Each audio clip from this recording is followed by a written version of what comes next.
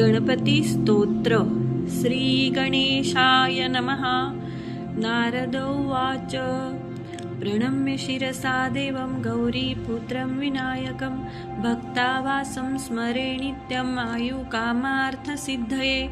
प्रथमं वक्रतुण्डं च एकदन्तं द्वितीयकं तृतीयं कृष्णपिङ्गाक्षं गजवक्त्रं चतुर्थकं लम्बोदरं पञ्चमं च षष्ठं विकटमेव च सप्तमं विघ्नराजेन्द्र धूम्रवर्ण तथाष्टमं नवमं भालचन्द्रं च दशमं तु विनायकम् एकादशं गणपतिं द्वादशं तु गजाननं द्वादशैतानि नामानि त्रिसन्ध्यं यः पठेन्नरः न च विघ्नभयं तस्य सर्वसिद्धिकरं प्रभो.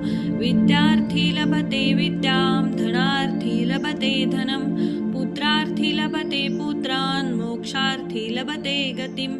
जपेत् गणपति स्तोत्रं षड्भिर्मासैः फलं लभेत् संवत्सरेण सिद्धिं च लभते नात्र संशयः.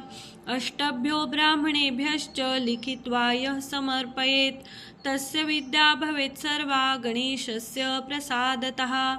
इति श्रीनारदपुराणे सङ्कटनाशनं नाम श्रीगणपतिस्तोत्रं सम्पूर्णम्.